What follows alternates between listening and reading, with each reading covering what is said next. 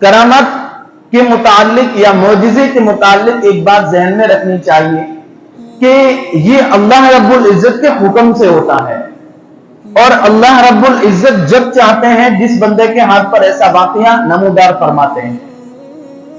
وہ لوگ کیا ہونے چاہیے؟ نیک لوگ اور بزرگ لوگ ہونے چاہیے۔ الحمد لله نحمده ونستعينه ونستغفره ونؤمن به ونتوكل عليه ونعوذ بالله من شرور أنفسنا ومن سيئات أعمالنا من يهده الله فلا مضل له ومن يضلله فلا هادي له ونشهد أن لا إله إلا الله وحده لا شريك له ونشهد أن سيدنا وحبيبنا وسندنا ومولانا محمدا عبده ورسوله صلى الله تعالى عليه وعلى آله وأصحابه وأتباعه وبارك وسلم تسليما كثيرا كثيرا أما بعد فأعوذ بالله من الشيطان الرجيم بسم الله الرحمن الرحيم ونفخ في الصور فصعق من في السماوات ومن في الأرض إلا من شاء الله ثم نفخ فيه أخرى فإذا هم قيام ينظرون عن أبي هريرة رضي الله تعالى عنه عن النبي صلى الله عليه وسلم قال سبعة يظلهم الله في ظله يوم لا ظل إلا ظله الإمام العادل وشاب نشأ في عبادة ربه ورجل قلبه معلق في المساجد ورجلان تحابان في الله اجتمعا عليه وتفرقا عليه أو كما قال النبي صلى الله عليه وسلم رواه الإمام البخاري رحمه الله تعالى اللهم انفعنا بعلومه وعلومهم أجمعين۔ جو نئے آئیں تو تشریف رکھ لیں، انشاءاللہ ان کو سنتیں پڑھنے کے لیے وقت دیا جائے گا، تشریف رکھ لیں۔ وقت بہت کم ملتا ہے، اس وجہ سے ایک عنوان چل رہا ہے بہت پہلے سے کہ اللہ رب العزت قیامت کے روز جب نفسی نفسی کا عالم ہوگا، لوگ اپنی ذات کی فکر میں ہوئے لگے ہوں گے، باپ اپنے بیٹے سے بھاگے گا، بیٹا باپ سے بھاگے گا، بیوی چاہے دنیا میں کتنی ہی فرما بردار تھی لیکن آخرت میں وہ بھی بھول جائے گی۔ اللہ پاک نے قرآن کریم میں اس کا نقشہ کھینچا، یوم یفر المرء من اخیہ، اس دن آدمی اپنے بھائی سے بھاگے گا، وامہ اپنی ماں سے بھاگے گا، وابی اپنے باپ سے بھاگے گا، چاہے گا کہ ملاقات نہ ہو باپ کی، بیٹا چاہے گا کہ باپ سامنے نہ آئے، کہیں نیکیاں نہ دینی پڑ جائے، کسی چیز کا سوال نہ کر دے۔ ایسے حالات ہوں گے اس وقت میں، اور ایسے حالات میں اللہ پاک 7 قسم کے ایسے لوگوں کو جن کے اندر یہ 7 صفات ہوں گے، اللہ پاک ان کو اپنے عرش عظیم کا سایہ نصیب فرمائیں گے۔ وہ ہر طرح کے غم سے، ہر طرح کی تکلیف سے، ہر طرح کی مصیبت سے گویا اللہ رب العزت کے عرش کے سائے میں آنے کی وجہ سے محفوظ ہو جائیں گے۔ تو اس عنوان پر بات چل رہی تھی، یہ مکمل نہیں ہو پا رہا ہے، کوشش کرتے ہیں آج اس کو مکمل کرنے کی۔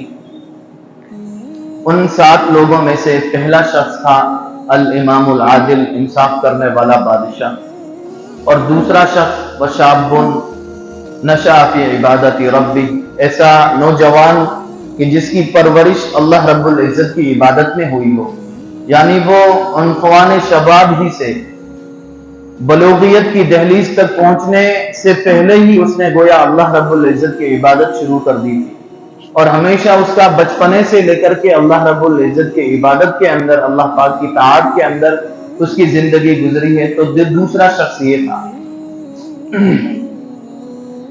तीसरा शख्स था जिस आदमी का दिल मस्जिद में अटका हुआ हो। आदमी चाहे बाहर है, काम काज कर रहा है, दुकान में है, कारोबार कर रहा है, लेकिन उसका दिल मस्जिद में अटका हुआ है कि कब मस्जिद का नमाज का वक्त हो और मैं मस्जिद में जाऊं, कि कब अजान हो, मैं मस्जिद में पहली सफ में जाकर के अल्लाह रब्बुल इज्जत के सामने सजदा करूं, अल्लाह रब्बुल इज्जत की बड़ाई बयान करूं और अल्लाह पाक की हम्दो सना बयान करूं। ऐसा शख्स अल्लाह पाक उस शख्स को भी रोज़े क़यामत महशर के हालात में, परेशान कुन हालात में अपने आरश का साया नसीब फरमाएंगे। तो तीसरा शख्स है जिसका दिल मस्जिद में अटका हुआ हो। मस्जिद में, चौथा, जिसका दिल मस्जिद में लगा हुआ हो। बुखारी शरीफ की रिवायत है, हजरत अब्दुल्लाह इब्न उमर रज़ी अल्लाह तआला अन्हु नकल फरमाते हैं कि आप अलैहिस्सलातु वस्सलाम ने फरमाया, जो शख्स तन्हाई में नमाज पढ़ने के बजाय, अकेले में नमाज पढ़ने के बजाय मस्जिद में जाकर के जमात के साथ नमाज पढ़ता है तो 27 नमाजों के बराबर उसको सवाब मिलता है। यानी अकेला पढ़ने के मुकाबले में जमात के साथ मस्जिद में नमाज पढ़ना तन्हाई के मुकाबले में 27 गुना ज्यादा है। एक हजरत अबू हुरैरा रज़ी अल्लाह तआला अन्हु की रिवायत भी है।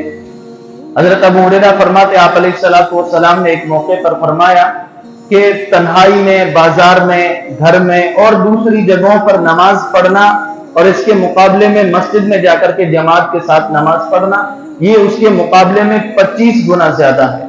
25 नमाजों के बराबर सवाब मिलता है। तो मस्जिद में जिसका दिल अटका हुआ हो तो अल्लाह पाक, अगरचे वो अपने काम काज कर रहा है, अपने कारोबार में लगा हुआ है, लेकिन क्योंकि उसकी तवज्जो मस्जिद में है, गोया उसका दिल अल्लाह रब्बुल इज्जत की तरफ हमेशा पड़ा हुआ है और अल्लाह रब्बुल इज्जत की याद में लगा हुआ है, तो अल्लाह पाक को ऐसे बंदे पर बहुत तरस आता है।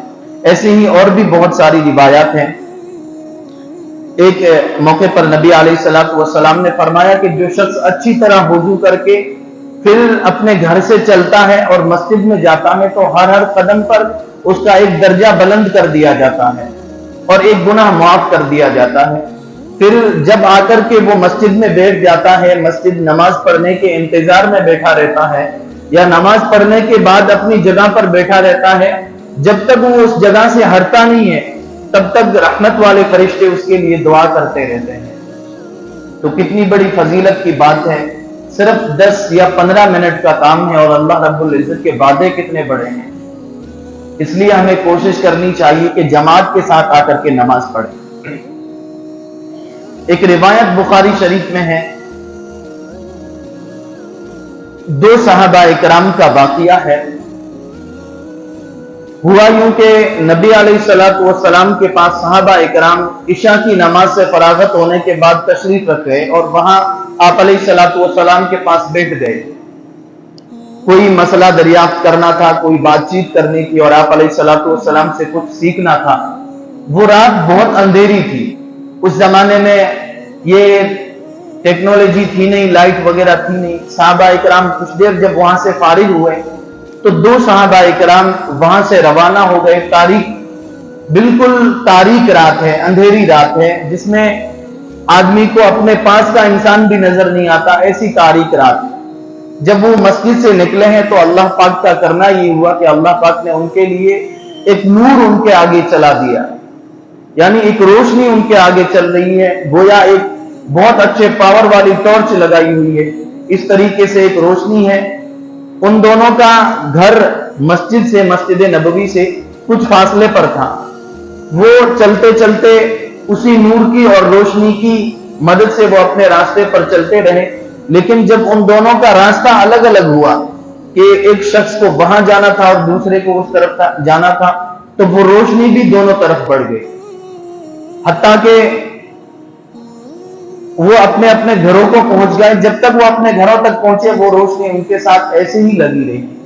तो ये नमाज की बरकत है। तिरमिजी शरीफ में गालिबन एक रिवायत है, आप अलैहिस्सलातु वस्सलाम ने फरमाया कि तारीकियों में नमाज पढ़ने वाले, यानी गोया फजर की नमाज और ईशा की नमाज, तारीख में, अंधेरे में नमाज पढ़ने वालों को आप कयामत के अंधेरियों से रोशनी मिलने की बशारत और खुशखबरी दे दो।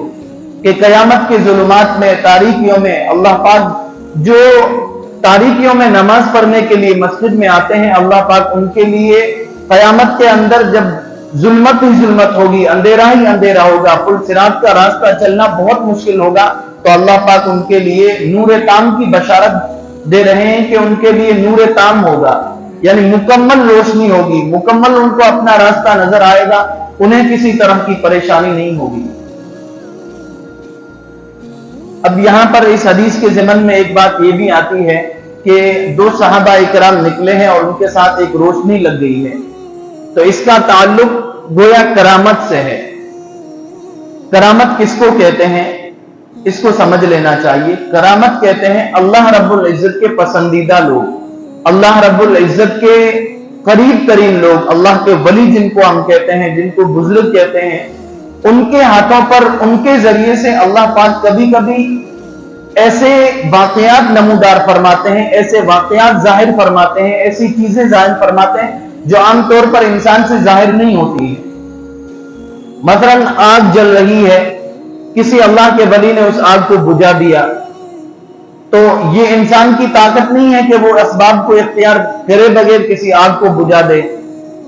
या और भी बहुत सारे वाकयात औलिया अल्लाह के बारे में करामात लिखी हुई है, जैसे इसका अगर सबसे उम्दा दर्जा देखना हो तो ये मोजिजा है। मोजिजा अंबिया इकराम के साथ होता है, लेकिन मोजिजा भी ऐसा ही होता है कि आमतौर पर इंसान से वो चीज साबित नहीं होती, ऐसा इंसान नहीं कर सकता। मतलब नबी अलैहिस्सलातु वस्सलाम ने चांद के 2 टुकड़े कर दिए, तो इंसान की औकात से बाहर है ये चीज। तो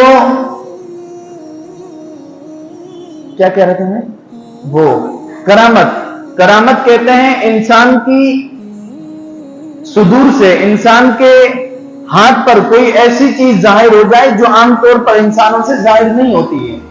जैसे नबी अलैहिस्सलातु वस्सलाम से चांद का टुकड़े करना, कंकरियों से कलमा का पढ़ना, गो का कलमा पढ़ना, तो अगर ये अंबिया इकराम के हाथों पर हो रहा है, नबियों के हाथों पर हो रहा है, तो इसको मोजिजा कहते हैं।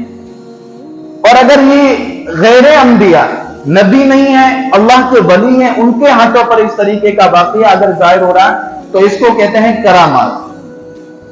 करामात के मुताल्लिक या मोजिजे के मुताल्लिक एक बात ज़हन में रखनी चाहिए कि ये अल्लाह रब्बुल इज्जत के हुक्म से होता है, और अल्लाह रब्बुल इज्जत जब चाहते हैं जिस बंदे के हाथ पर ऐसा वाकया नमूदार फरमाते हैं। वो लोग क्या होने चाहिए, नेक लोग और बुजुर्ग लोग होने चाहिए। कभी कभी नजरबंदी की वजह से या जादू की वजह से कुछ लोग ऐसे काम कर दिखा जाते हैं जो आमतौर पर इंसान नहीं दिखा पाता है, तो उसको करामत नहीं कह सकते, क्योंकि करामत के लिए जरूरी है कि करामत ऐसे ही लोगों के हाथ पर जाहिर होती है जो अल्लाह रब्बुल इज्जत के नजदीक पसंदीदा लोग होते हैं। और पसंदीदा लोग एक ही तरीके से अल्लाह रब्बुल इज्जत के पसंदीदा बन सकते हैं कि वो सुन्नत और शरीयत के पाबंद हो। शरीयत को छोड़ करके, सुन्नत को छोड़ करके अगर कोई कुछ दिखा रहा है तो उसको हरगिज करामत नहीं कहा जा सकता, उसको जादू टोना, नजरबंद या और कुछ कह सकते हैं। करामत का उसके दूर दूर से उसका कोई ताल्लुक नहीं है, तो करामत उसको कहते हैं। लेकिन इसमें याद रखना चाहिए कि करामत अल्लाह रब्बुल इज्जत के हुक्म से, अल्लाह रब्बुल इज्जत की मंशा से होती है। जिस बुजुर्ग या जिस वली के हाथ से और उसके हाथ से वो वाकया जब सादिर होता है, जाहिर होता है, तो उसमें उसकी कोई ताकत कारगर नहीं होती है, महज अल्लाह रब्बुल इज्जत की ताकत और अल्लाह रब्बुल इज्जत के हुक्म के मुताबिक वो जाहिर है। इसमें 2 जमातें हैं, एक जमात ने बहुत ज्यादा हद से आगे बढ़ गई और एक जमात बिल्कुल पीछे रह गई। कुछ लोग हैं जो करामात के इतने कायल हुए कि जिन लोगों के हाथ से करामात जाहिर होने लगी तो गोया उनको माबूद का दर्जा दे दिया जाने लगा, उनसे मन्नतें और दुआएं मांगी जाने लगी, उनके सामने सजदे किए जाने लगे, जिनके हाथों से इस तरह के वाकयात सादिर हुए। तो एक जमात तो वो है कि इन करामात की वजह से जो करामात दिखाने वाला है ان کو معبود किसी न किसी दर्जे में मानने लग गए, उनके नाम की मन्नतें मानने लग गए, नजर मानने लग गए, उनके सामने सजदे करने लग गए।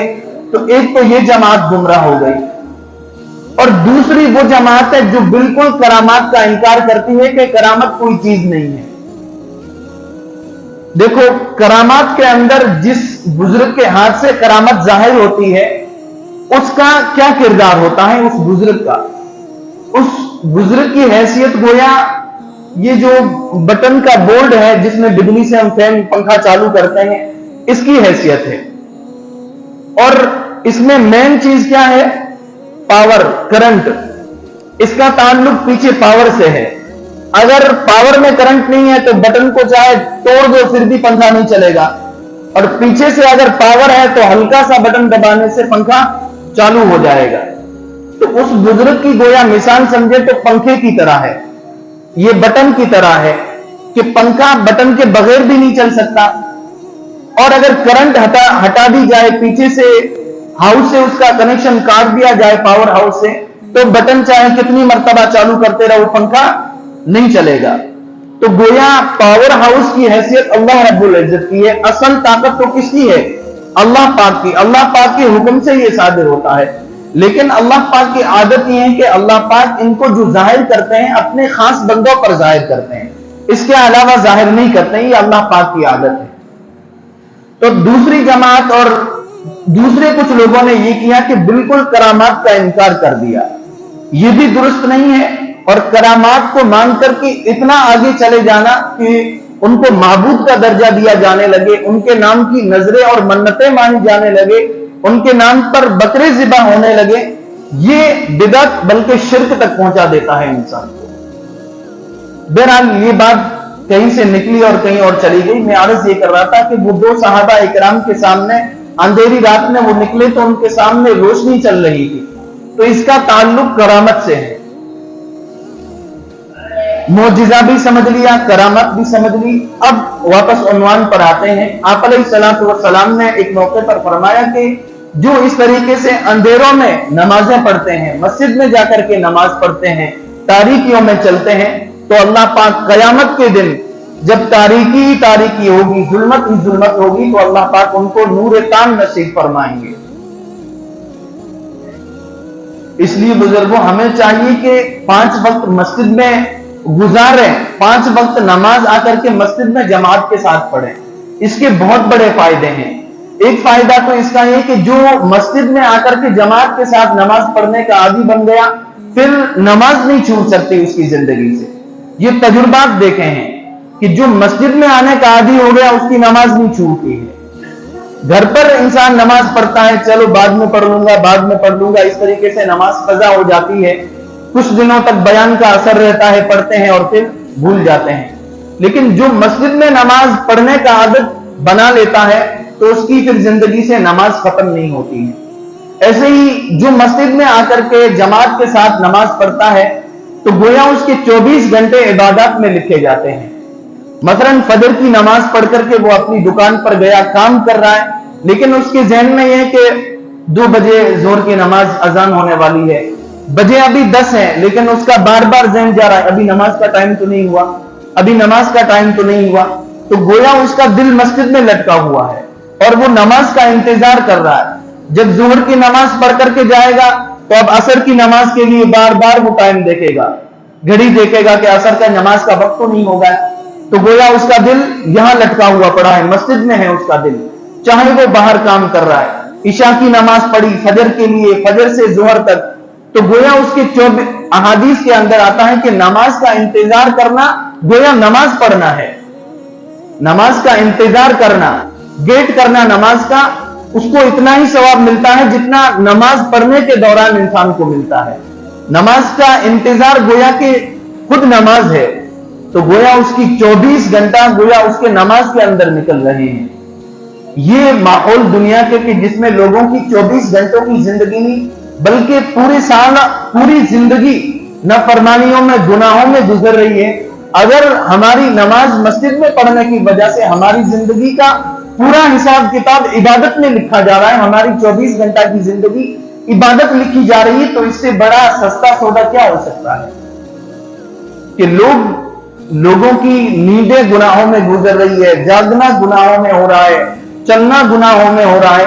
ऐसे हालात में अगर हमारा चलना, बैठना, उठना, कारोबार करना, दुकान चलाना सब इबादत शुमार हो रहा है, सब इबादत लिखी जा रही है, तो फिर इससे बढ़कर के हमें और क्या चाहिए।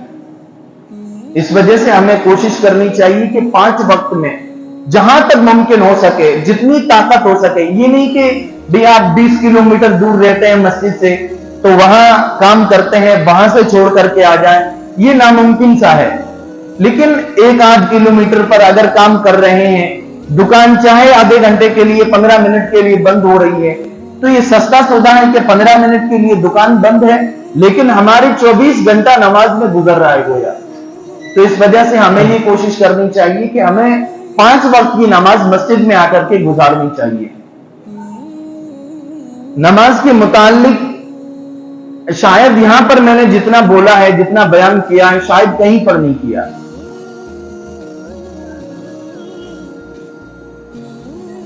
मस्जिदें भी बद्दुआएं देती है, ये बात शायद मैंने पहले भी कभी कही थी। जब मस्जिद आबाद नहीं होती है तो अल्लाह पाक उन लोगों के ऊपर, उस बस्ती वालों के ऊपर तरह तरह की आजमाइशें, मुसीबतें डालते हैं। और जब मस्जिद आबाद होती है तो मस्जिद की दुआएं लगती है, मस्जिद के फरिश्ते दुआएं करते हैं, और फिर वहां के रहने वाले लोग, अल्लाह पाक उनको आबाद फरमाते हैं कि जो मेरे घर को आबाद फरमाएंगे उनको मैं क्यों ना आबाद फरमाऊं। इस वजह से मस्जिदों को आबाद करने की कोशिश करें, जहां तक हो सके 5 वक्त की नमाज मस्जिद में आकर के पढ़ें। इसके बड़े फायदे हैं। एक फायदा ये भी है, इन्ना सलात तन्हा अनिल फहशाई वल मुनकर, कुरान करीम की आयत है। अल्लाह पाक फरमाते हैं कि नमाज मुनकरात से और बेहयाई के कामों से रोक देती है। कभी कभी इंसान कुछ गुनाह करता है, छोड़ना चाहता है लेकिन छूटता नहीं है, कोशिश करता है, तो नमाज अगर पढ़ता रहे तो अल्लाह की जात से उम्मीद है कि अल्लाह पाक उस नमाज की बरकत से खुद ब खुद उस बुराई की नफरत उसके दिल में डाल देंगे और वो छूट जाएगी। ऐसे कुरान करीम की एक और आयत है, इन्नल हसनात युज़हिबन सय्यात, कि नेकियां बुराइयों को खा जाती है। यानी नेकियों की वजह से बुराइयां या तो इंसान करना छोड़ देता है और या फिर अल्लाह पाक उन नेकियों की बरकत से उन बुराइयों के गुनाह माफ फरमा देते हैं। तो मस्जिदों को आबाद करने की कोशिश करें। ये चौथा शख्स था कि जिसका दिल मस्जिद में अटका हुआ हो, अल्लाह पाक उसको कयामत की ऐसी हौलनाकी के नफसी नफसी का आलम, लोग पसीनों में डूबे हुए होंगे, ऐसे हालात में भी अल्लाह पाक उनको अपने अर्श अजीम का साया नसीब फरमाएंगे। वो गोया ऐसी के अंदर बैठा होगा, कश्मीर में गोया घूम रहा होगा। इससे भी ये तो एक मिसाल समझी जा सकती है, लेकिन उसकी हकीकत तो क्या है अर्श अजीम के साया की तसव्वुर नहीं कर सकते। एक मिसाल दी जा सकती है कि जिसमें कोई तकलीफ नहीं होगी इंसान को। और 5वां जो शख्स है जिसको अल्लाह पाक कयामत के दिन अपने अर्श का साया नसीब फरमाएंगे, वो है, ये बुखारी शरीफ की रिवायत है। ये मैं कोई अलग अलग लिख के नहीं लाया हूं, ये पूरी एक रिवायत है जो मैंने शुरू में पढ़ी है। वरजुलान तहाब्बान फिल्लाह, ये बुखारी शरीफ के अल्फाज है। और वो दो शख्स जो आपस में एक दूसरे से मोहब्बत करते हो अल्लाह के लिए, फिल्लाह, अल्लाह के लिए, एक मुसलमान दूसरे से मोहब्बत करे, दूसरे मुसलमान से मोहब्बत करे, मकसद ना तो अपना कोई दुनियावी फायदा है ना और कोई मफाद है, महज अल्लाह रब्बुल इज्जत की रजा है। मसलन हाफिज साहब से, उलमाए किराम से, इमाम से कोई मोहब्बत करता है तो क्यों करता है कि इमाम साहब बड़े आदमी हैं, उनके काम निकाल देंगे, मुअज्जिन साहब, कारी साहब, उनका वो खुदा काम निकाल देंगे। ऐसा कुछ नहीं है, इनकी खुद की तनख्वाह बहुत मुख्तसर है, खुद कुछ नहीं कर सकते। ये जो मोहब्बत है इनके तई किस वजह से है? फिल्लाह, अल्लाह के लिए है। ये मोहब्बत अल्लाह के लिए है। तो यही मोहब्बत एक मुसलमान हर जगह दूसरे मुसलमान से महज अल्लाह रब्बुल इज्जत की रजा के लिए, अल्लाह पाक को राजी करने के लिए एक दूसरे से मोहब्बत करता है, तो अल्लाह पाक फिर उसको अपने अर्श अजीम का साया नसीब फरमाएंगे। और जिससे मोहब्बत हो उसको बता भी देना चाहिए कि मुझे आपसे मोहब्बत है। औरत का नहीं कह रहा, बच्चे कुछ हंस रहे हैं। यानी जिस मुसलमान भाई को, मर्द को दूसरे मुसलमान भाई से मोहब्बत हो रही है तो उसको चाहिए कि वो बता दे कि मैं अल्लाह के लिए तुझसे मोहब्बत कर रहा हूं, ताकि फिर जानिबैन से मोहब्बत हो, दोनों तरफ से मोहब्बत हो। ऐसा ना हो कि एक तरफ से मोहब्बत किए जा रहा है और दूसरी तरफ से बेवफाइयां आ रही है, ऐसा ना हो। तो जिस मुसलमान से अल्लाह के लिए मोहब्बत की जा रही है, चाहिए कि उसको बता दे कि मैं आपसे मोहब्बत करता हूं। अहादीस के अंदर आता है, मुस्लिम शरीफ में रिवायत है गालिबन, कि नबी अलैहिस्सलातु वस्सलाम ने फरमाया जिससे मोहब्बत हो उसको बता देना चाहिए और उसका नसब, उसका खानदान सब मालूम करना चाहिए, ताकि दोनों तरफ से मोहब्बतें हों। बस थोड़ा सा रह गया। मोहब्बत करने वाला इंसान अल्लाह के लिए जब मोहब्बत करता है तो नबी अलैहिस्सलाम, देखो इंसान की पहचान किससे होती है? अपने दोस्त से। तो इंसान को चाहिए कि जो अपनी सोहबत बनाए, अपने महबूब बनाए, जिससे वो मोहब्बत करे, तो हर किसी से मोहब्बत ना करे, ऐसे लोगों से मोहब्बत करे जो उसको कयामत के रोज काम आ सके, ऐसे लोगों से मोहब्बत करे जो उसे अल्लाह रब्बुल इज्जत की नजर में बड़ा बना सके। ये आमतौर पर कहा जाता है कि जब किसी इंसान के बारे में मालूम ना हो, मतलब सलीम भाई कैसे आदमी है, किसी को मालूम नहीं है, नाम से जानते हैं, तो उनके दोस्त को देखो जिसको आप जानते हो। इंसान की पहचान उसके दोस्त से होती है। इंसान को पहचान ना हो, अगर उसकी पहचान आपसे नहीं हो रही तो उसके दोस्त जिसको आप पहचानता हो, उसके दोस्त को जान लो, हूबहू उसका दोस्त भी ऐसा ही होगा। इस वजह से अपनी सोबत अच्छे लोगों के साथ रखें, नशेड़ियों के साथ, गलियों में घूमने वालों के साथ, जुआरियों के साथ, बदमाशों के साथ सोबतें ना रखें, अपनी सोबत अच्छे लोगों के साथ रखें। नबी अलैहिस्सलातु वस्सलाम ने एक मौके पर फरमाया कि मोहब्बत की और दोस्त की मिसाल ऐसी है, गोया या तो इतर है और या फिर भट्टी है, कि अगर अच्छा दोस्त है तो 3 फायदों में से एक फायदा जरूर होगा। या तो वो इतर वाला आपको इतर गिफ्ट कर देगा, हदिये में, तोहफे में दे देगा, या फिर आप उस इतर वाले से इतर खरीद लोगे, और दोनों नहीं है तो तीसरी, जब तक आप उस इतर वाले के पास बैठे रहोगे तब तक आप उसकी खुशबू से मजे लेते रहोगे। तो ये इतर वाले की मिसाल है अच्छे दोस्त की। अच्छा दोस्त या तो आपको आपके अंदर भी अच्छाई डाल देगा, या आप उससे अच्छाई ले लोगे, और या फिर जब तक उसके पास रहोगे तब तक आराम से रहोगे। और बुरे दोस्त की मिसाल भट्टी वाले की तरह है कि या तो वो फूंक मारेगा भट्टी में, जिसकी वजह से चिंगारियां उठ करके, पतंग उठ करके आपके कपड़ों को लगेंगी, जिसकी वजह से आपके कपड़े जल जाएंगे, और या फिर आप जब तक वहां बैठे रहोगे तब तक धुएं की बदबू आपको सहनी पड़ेगी, धुएं की तकलीफ सहनी पड़ेगी।